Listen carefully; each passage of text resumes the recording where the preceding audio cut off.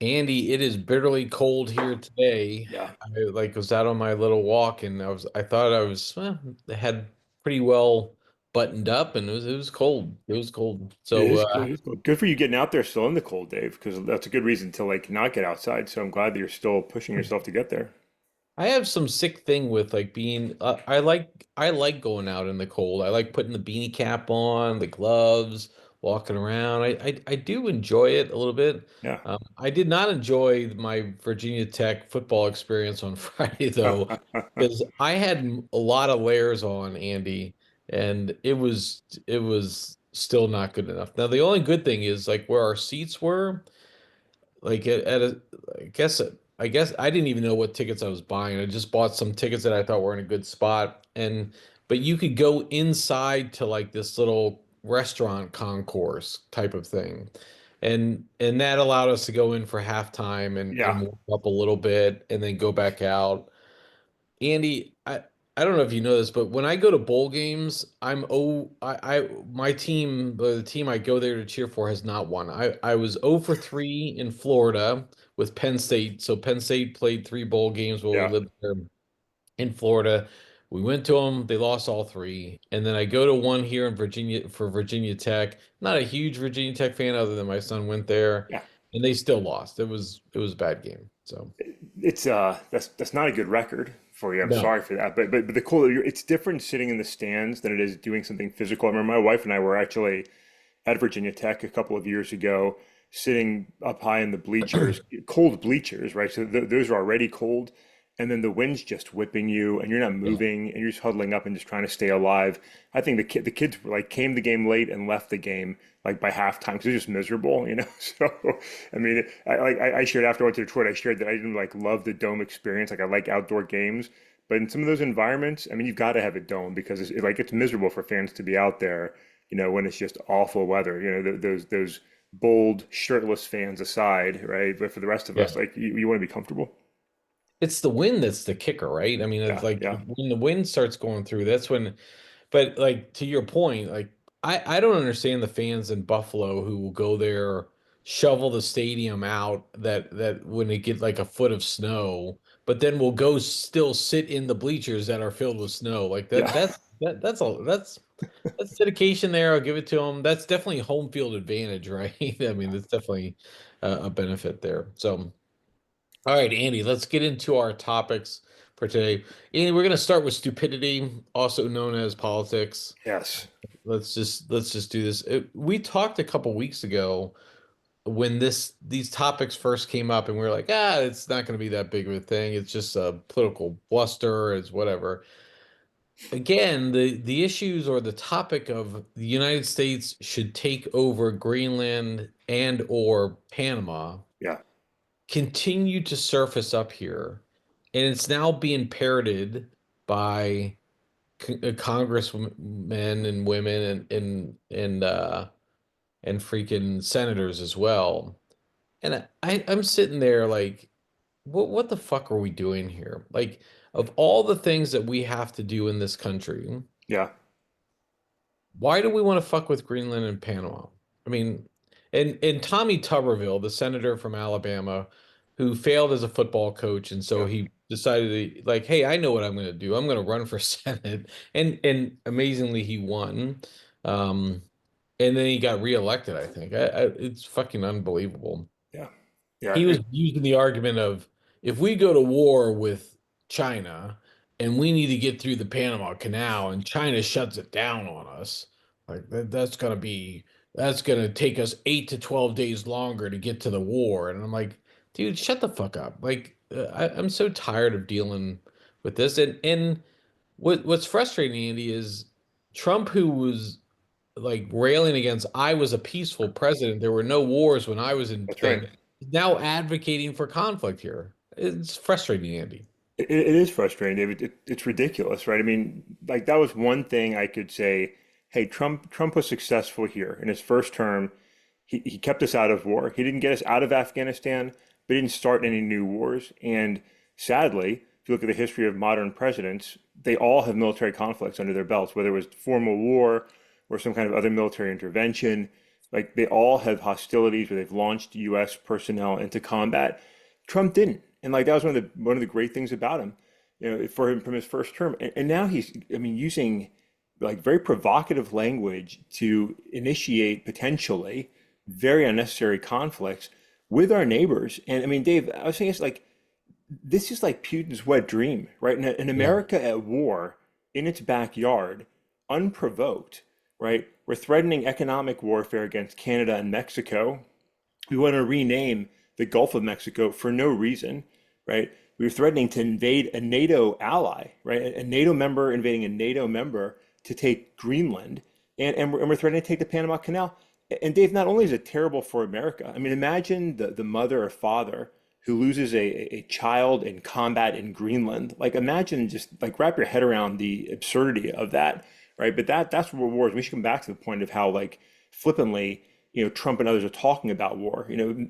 Cowards who never served in uniform are the first ones to be willing to launch others' children into war. That's exactly what we're seeing here with draft dodging garbage, right? Suggesting that we're going to go take military action against other nations. That's one. But two, like much more broadly, if we invade Greenland, if we invade Panama, hey, forget any position we can take to argue against Russia's invasion of Ukraine.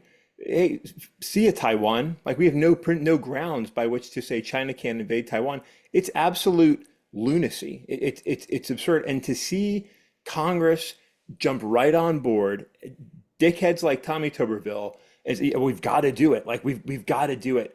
It is insanity. And so, Congress has an opportunity here to take a stand, right? Only Congress can declare war. And so even though the president can still launch military action, right? Congress could come up here and say, hey, ahead of proactively, like we do not authorize military intervention in these nations, right? I mean, Trump is talking about economic and military warfare against our allies in a way that's very reckless and dangerous. And it's disgusting. I've tried to be like patient and I'm going to give him a chance, but the guy's not even in office yet. And he's talking absolute nonsense bullshit that is very dangerous and very bad for America.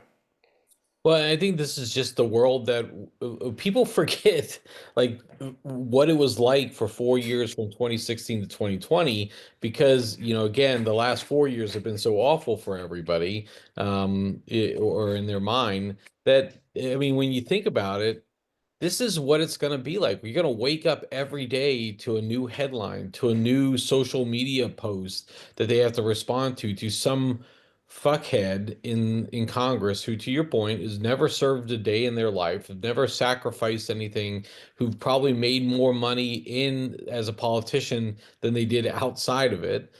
And you have these people who are banging the drums for what purpose, for what goal? And it is again to commit young American men and women to fight in their political pettiness, and, Yeah.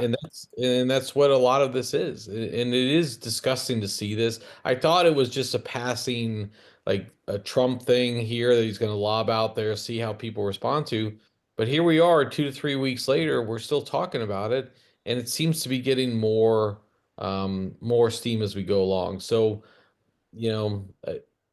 for those who are hoping or wishing for a potential change, I'm not so sure you're going to get it. Yeah, and it's like a child, right? When you tell a child, hey, you can't do that, the child has a tantrum and insists that it can do that, right? Sometimes, right? And that's what you're saying is like Hmm. the more people look at it, are like, no, this is insanity. It's almost like the more he takes it as, well, no, we're gonna do it, right? You can't tell me not to do it. And it's like what is happening here? Who do we elect? So I said, look, Trump ran on the economy, right? The administration was out of touch. Inflation was out of control. War is expensive, right? War comes at a huge cost. Besides blood, it comes at a cost of treasure. We spend a lot of money that we don't have, and it has effect here because supplies go to support military conflict. It is crazy talk. It is absolute crazy talk, and the fact that the media like are talking casually about some of these ideas. It's like, yeah, Trump, what do you think about the invasion? Some Fox News folks with Canada are like ranting and raving about how we should go and take Canada, right? Because we can't take firearms into Canada. Like, what the hell are we talking about in 2025?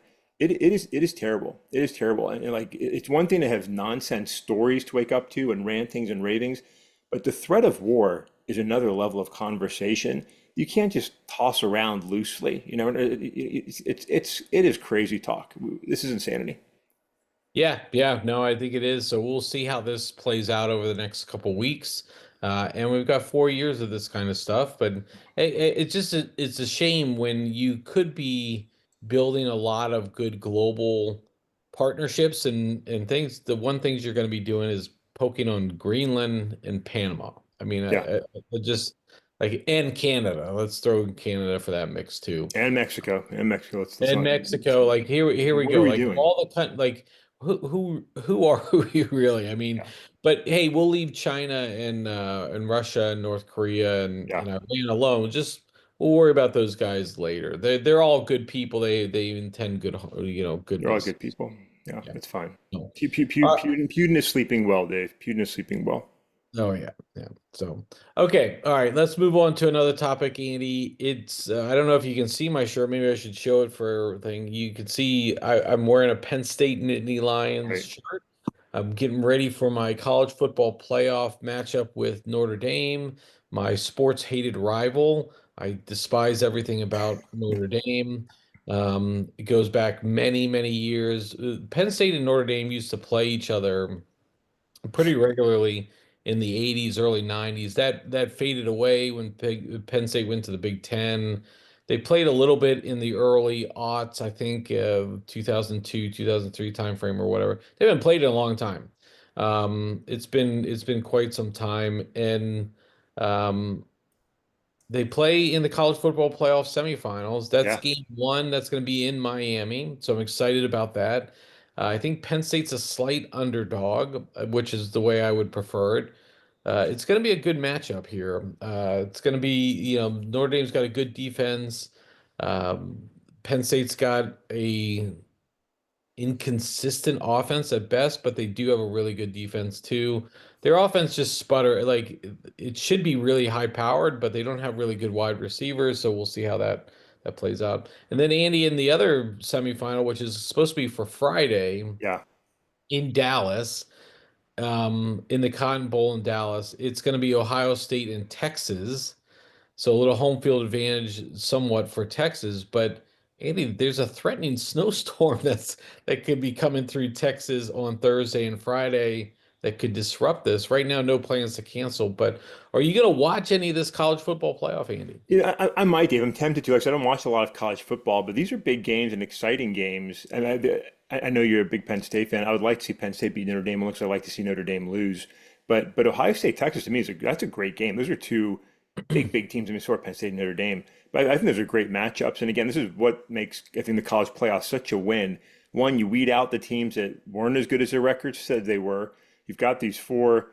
I mean, these are titans of college sports, right? I mean, these are major college football teams, and now they're going to battle it out in these two games. I think it's super exciting. So I'd like to watch some of it and see how it goes.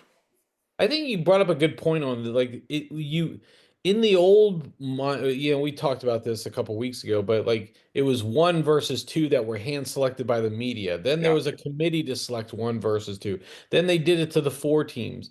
But the four teams typically tended to be the same teams over and over. And what would happen is like they had a good strength of schedule because they played at a big conference. They had a bigger one or two wins throughout the year. And it would just get old. Well, this year with 12 teams, yes, some of the games were blowouts, but guess what? Some of those other championship games were blowouts. I don't know if you yeah. remember Nebraska versus Florida back in the day, or some of these other championship games that were or playoff games even that were blowouts. So I'm not worried about that. But you have four teams. Three of those teams haven't. Ohio State has typically been in some of these playoff games in the past, but Penn State, this is their first time in the playoff. Notre Dame, they've been in the playoff before, but not consistently. And then Texas, same thing is you get some fresh blood in there, and Yeah. and those teams like Georgia, who had been in there all along, Oregon, a lot of times, look, they got beat, and I think that's what the excitement of a playoff is. is yeah, it's in one game anybody can beat anybody else, and that's why I think this format is here to stay. I think they'll probably wind up going to 16 teams and doing something like that, but I think it's an exciting first year of this 12 team playoff, this expanded playoff. So I'm Yeah, I don't think excited. anybody can argue against the idea of it. I think like I said, there's going to be some tinkering. I mean, it's taking a long time, right? I mean, the playoffs are drawn out, which I understand. There might be necessity to do that for the players and other reasons, but I think they'll refine it. But I don't think you can come back from the playoffs. Yeah. This is like you're letting players play it out on the field to see who's the best team. Like this is huge, and like the championship game, I think is going to be a moneymaker. This is super exciting for college sports and for the players because you want a chance to prove you're the best. The worst thing, I'm thinking of a senior who goes on an undefeated season. They think they're the best team in football, but the other team gets voted number one because their schedule is a little bit stronger, and you can never settle the score. Like you can never prove who's better. Hey, this is it. This is football. You get one game. It's not a 7 game series. You go out there, you leave it all on the field. Winner takes all, and then that's the playoffs are all about. So I mean, it's super exciting. Yeah, and I think one of the pieces to an element here is what was happening in college football was the some of these bigger players or the best players on the teams, if they weren't in the playoff, the 14 playoff, and they were just in some other bowl, regardless of how big the bowl was or not, they were opting out of the game and they Yeah, weren't playing. Yeah, I went to Penn State. I just mentioned about my bowl game record here, but I yeah. went to Penn State and Ole Miss last year in Atlanta. I was not in Florida. I misstated there. I misspoke, but it was in Atlanta last year, and we paid good money to go see Penn State play, and half the Penn State starting team didn't play. Yeah. Why? Because they were preparing for the draft. And so you go and see Penn State lost, but like it really wasn't the team. And so now you have 12 teams now. The best players are playing, generally speaking. And it's exciting. And you don't lose any of the other bowl games. I mentioned going to the Mayo Bowl with Virginia Tech here in Charlotte. It was pretty packed. I mean, look, it's not going to sell out a 50,000 foot or 50,000 person stadium, but it was pretty packed. And I definitely enjoyed being part of that and being at the game. Just so happens Virginia Tech sucked that game. So, Yeah, I mean, people still want to go see their teams play. They're still going to go to those bowl games. They still have value. But yeah, like you're getting a national champion, and that's awesome.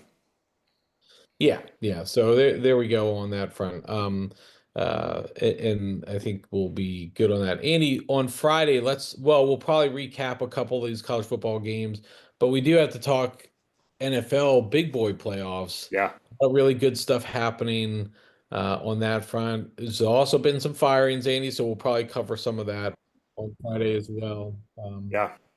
Weird, time is up.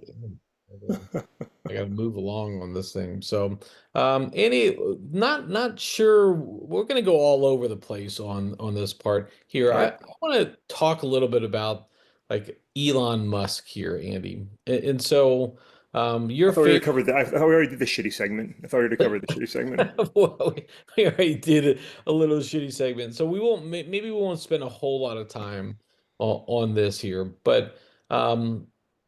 I find it interesting that like Elon Musk is obviously very entrenched now with Trump and the Doge movement here, talking out of his ass on a lot of different things. But we mentioned last time he's shifting his focus now to the UK and starting to get involved in UK politics. I guess my question is you're a fan of James Bond movies, right? You have the big evil guy in there, and in the last couple James Bonds, it's been someone like an Elon Musk type of personality, a big tech guy, billionaire who's orchestrating things behind the scenes and's got a shadow government going on. I know it's kind of you know cinematic or whatever, but you can kind of see some of that playing out with Yeah. Elon Musk now, Andy. And I mean it's a little concerning. I don't concern maybe like I don't want to say like it's at my highest level here, but it does show money has power, right? Yeah, So it does. He has influence, right? The purchase of Twitter gave him a place to express his views. And look, I'll come back to that point in a second. But yeah, I mean, he has the ability to influence things, and he's got a large platform by which to speak, and he's got a lot of fans that love to listen to him, and he's got media that amplifies it, right? Whether it's the Joe Rogans of the world, or it's some of the news affiliates of Fox News and others that bolster everything that he says. I mean, he's got great voice and reach in what he says, whether it's some stupid joke or otherwise, and he's so inconsistent. Like, he's so full of shit on things, Dave. It's painful. Like, I wasn't a Musk fan when the left loved him, right? Because I thought he was just a shitty. I didn't like his shitty business, right? I mean, his businesses are built on the U.S. taxpayer, not on great business models, right? Americans have subsidized his Teslas, his SpaceX. It's shitty, right? But he gets people to buy in. He's a great salesman, and people buy in. And now that he's villain of the left and loved by the right, so to speak, he's still shitty. And so, but he's doing what he wants to do, and people give him the platform, and they give him the soapbox, and it causes damage. I mean, European leaders are very pissed off with him right now, and he definitely had an effect on the U.S. election, right? So, I mean, but he's not doing anything illegal, right? Now it's frustrating because, again, what he advocates for, knowingly or unknowingly, like, the Musk Trump presidency is, again, Putin's wet dream. Like, we're doing everything that Vladimir Putin would love to see: chaos in Europe, promotion of the far right, tacit support for racist people and actions. I mean, it's just unbelievable the way that, and I don't think Vladimir Putin's giving anybody orders. It's just a terrible alignment of individuals that think alike, right? And that are sort of on the same page in a way that is very illiberal, very anti-America's tradition, and very much in the interest of the government of Russia. And it's just a crazy place to be. yeah, I guess it's just concerning in so many different ways that just the ability to donate as much money, like, because again, Musk made a very you know he had his little political voting scheme or whatever in Yeah, the election piece, the ability to have you know a seat at the table when he offers really nothing uh, other than his political contributions is fascinating. And look, and this whole thing about his alter ego on X, the fact yeah, that he even would have to go to that level, yeah, and then the pettiness of banning somebody from X for doing that. Annie, I know you're off X, but I've effectively gone off X as well. It's just not a good place over there anymore, and to see that it's such a shame because Twitter used to be a good forum for discourse and finding your news and finding your camaraderie, and it's just become a shit show over there. yeah. Sometimes Twitter was great. I mean, Twitter was great. And the fact that sort of everybody was in one place was great. I mean, it was a terrific platform, and like that's gone. That's dead. And again, like, the guy's so full of shit. I shared with you yesterday. I put a post on Blue Sky, like, less than a week ago. He's calling for, hey, be kind, post nice things here on this platform. 5 days later, he's calling somebody. He's saying "f you, retard" to guy. yeah. Like, I mean, like the guy's just so full of shit, and, like, just like Trump, right? Do what I say, not what I do. Ignore what I do. Listen to what I say. And like, people just eat it up. It pisses me off they're even talking about him. To be honest, it pisses me off they're even waste time talking about him. But he's constantly in the news, and we celebrate his bullshit, and it's really a sad thing. Like, him and Donald Trump, they are, at the end of the day, they're pitiful men, Dave. They're pitiful men in the sense that they're both just like they're sad individuals, right? They're angry, despite the fact that they're both very wealthy. They can do pretty much anything they want to do. That they're angry, frustrated men. They're still trying to make daddy happy, right? They're living these pathetic lives. I don't know how bad their upbringing was, how bad their childhood homes were, but these are two really, like, pitiful and pathetic men. And the fact that they're now leaders on the world stage, like, that's true. But at the end of the day, like they're sad, pathetic people, and they're causing harm to the world, right? And it's frustrating to see. It's like we're dealing with their childhood trauma, right, at a global stage. Like just fucking somebody strap them down and give them some therapy. Let them go play in a rich boy sandbox somewhere, but stop fucking up America. Yeah, yeah. Definitely crazy. Annie, I don't mean to cause you trauma by even discussing the name, but the reality, I mean, look, it keeps being in the news. It's just like this Greenland and Panama thing. Like, Yeah, it yeah, should just go away, but yeah, yet it continues to be front and center. yeah, all the time. And so I can't guarantee we won't bring back Elon in the future, Andy, but I'll do my best to steer us away from his shit show, I I think didn't is. mean we shouldn't, David. I didn't mean we shouldn't. It's just frustrating that I mean, we have talked about the things that are in the news. It's just frustrating that this is what we're talking about instead of so many other interesting things. There's like really good political topics to be debating, right? I mean, there's serious issues our country is wrestling with and disagreeing about that we as a nation should be, talking about and thinking about. There's exciting technology. There's great science. There's a lot of exciting things happening in the world. Good things and real issues we need to get into. Instead of dealing with that, we're dealing with the drama of these two, characters.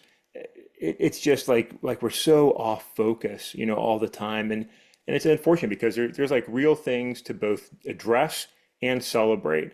And instead, we're talking about what is affecting the whole nation and affecting the whole world, and it's frustrating. Yeah, yeah, I know for sure. So, okay, Andy, let's wrap up for today. Hey, Andy, there's one thing that you surfaced with me a couple days ago, and maybe we'll ask our listeners. This pod is called Men of a Certain X. Yeah. I think I like the name. We talked about how we got it. Little AI generation came up with a pretty good option. Do you think we need to change the name, Andy? I mean, I mean, should it be the Dave and Andy or Andy and Dave show, like, or pod, or And I think that's one of your original ideas. I was thinking, like, the whole X piece to me, and I'd love to hear listeners weigh in on it. Like, it- I thought, does it tie us to the damn label of X, which I don't want anything to do? And is it clear? Like, we meant it as Gen X, right? Because that's where we fit and that's who we are. But maybe that's not clear. So maybe it doesn't make sense yeah, to people. So I think it's a good question to ask. yeah. So we'll ask it of our audience. Please let us know. Respond to Andy on Threads or Blue Sky. I'll try to do the same thing on my end. I'm just not as good on the social media front as you are, Andy. You really kill it over there. I wait, That I is. waste I waste time more effectively. Is that what you're saying? So, so we'll pose it out to our group out there and our listeners out there. Let us know what you think. If you've got a better pod name too, I'm open to listening to other names too. We're happy to change it around, and so on. I kind of like the pun names, but it can also be a little cheesy too. So, but I like Men of a Certain X. So I'm happy with it. But Dave, if I'm you, it's you're in charge here. Like I said, I'm just I'm I'm the not. junior. So it's Andy, there's no part of my life where I'm in charge of anything. Let's make that clear. So, all right, Andy, on that good note, let's wrap up for today. Got a lot to talk about on Friday. Let's go Penn State yeah. on Thursday night. But we'll be in touch and hopefully I'll be prepped and ready to go and not depressed on Friday morning. So, Good with luck, that, Lions. Good luck, Nittany Lions. that's right. That's right. Lions all around here on this Right. podcast. So, all right, with that, Andy, I'll catch up with you on Friday.